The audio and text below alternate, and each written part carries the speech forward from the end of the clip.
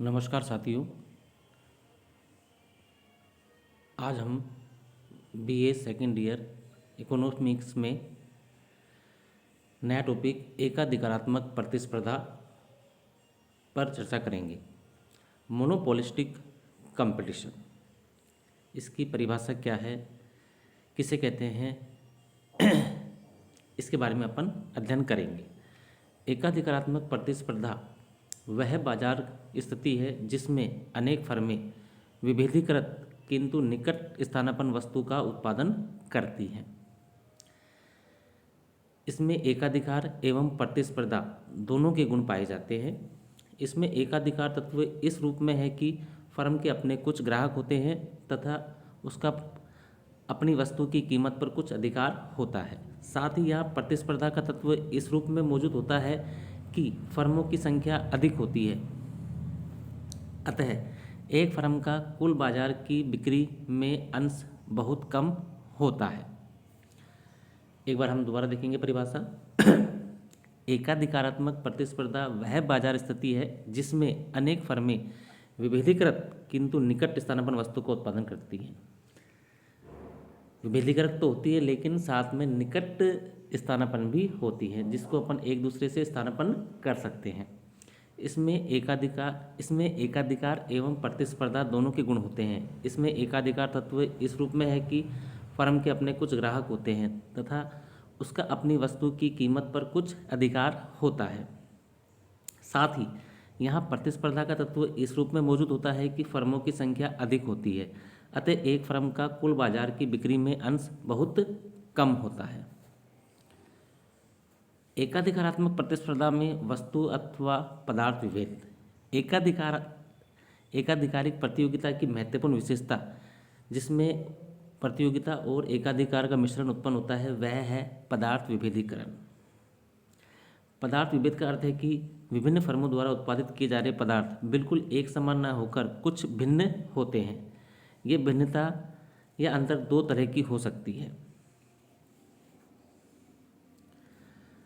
वास्तविक अंतर। फर्म के पदार्थ में वास्तविक रूप से निम्न अंतर हो सकते हैं जो निम्न प्रकार हैं। रासायनिक सम्मिश्रण के रूप में, जैसे विभिन्न प्रकार के साबुन हैं, किसी का रंग अलग है, किसी की खुशबू अलग है।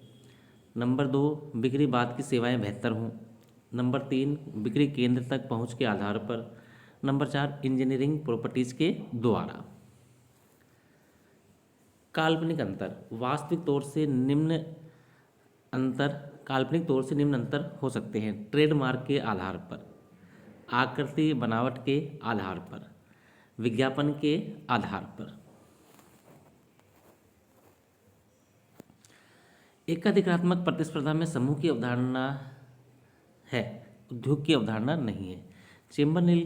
चेम्बरलेन ने मॉडल की एकाधिकारात्मक प्रतिस्पर्धा के होने के लिए कुछ मान्यताएं ली है।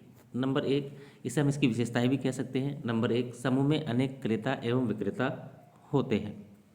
वस्तु विभेद है परंतु निकट स्थानापन्न पाया जाता है।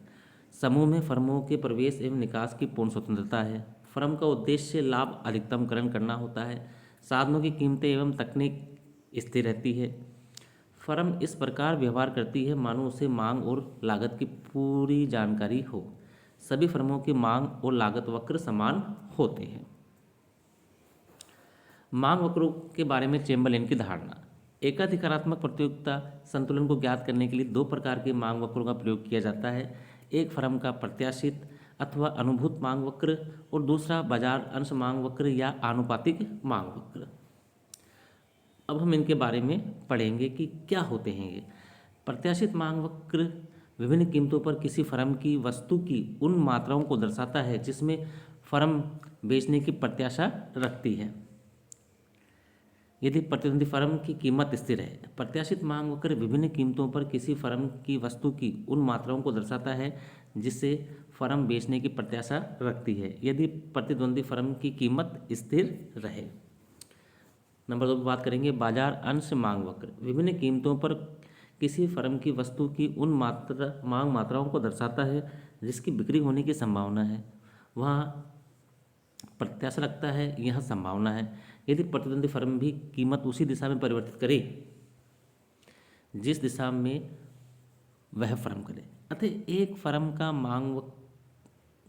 का बाजार अंश मांग वक्र उसके प्रत्याशित मांग वक्र से कम लोचदार होगा, क्योंकि जब सभी फर्में अपनी कीमतों में कमी कर देगी तो उपभोक्ता एक विक्रेता से दूसरे विक्रेता के पास नहीं जाएगा। अब हम इसको चित्र द्वारा समझते हैं। यहाँ हमारे पास में ये बाजार अंश मांग वक्र है और यह है प्रत्याशित मांग वक्र है। ये एक दूसरे को ए बिंदु पर काट रहे हैं, जिससे मांग मात्रा OX और कीमत OP निर्धारित होती है।